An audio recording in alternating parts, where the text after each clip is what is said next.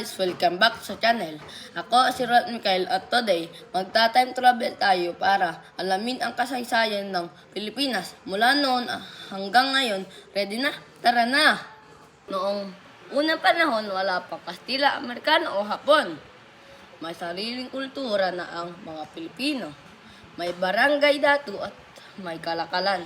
Sa ibang bansa tulad ng China, marunong na tayong magsulat gamit ang baybayin at mahilig sa awit, sayaw at kwento.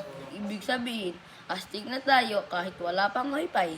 Panahon ng Kastila, 1521 to 1898. Dumating si Ferdinand Magellan noong 1521. Pero tandaan, hindi siya ang unang bayani. Si Lapu-Lapu ang tumalo sa kanya sa labanan ng Mactan. Tatandaan, taon tayong sinakop ng Espanya. Naipakilala ang Kristyanismo ng simbahan at bagong sistema ng pamahalaan.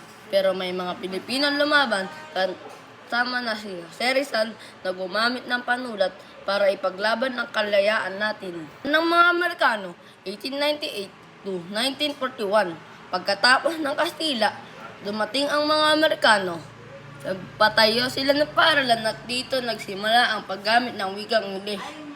Mas gumanda ang edukasyon, pero tandaan, may laban pa rin ang mga Pilipino para sa tunay na kalayaan natin.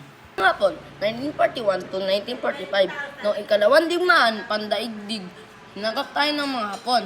Mahirap ang buhay, kulang sa pagkain at may takot sa digmaan. Pero hindi sumuko ang mga Pilipino. May mga gerilya na lumaban para sa mga bayan natin. Daan ng Pilipinas noong Hulyo 4, 1946. Sa wakas, malaya na ang Pilipinas!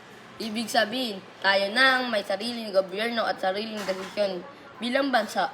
Ang Pilipinas! Hanggang ngayon, patuloy tayong humarap sa mga hamon, kalamidad, kahirapan at iba pa.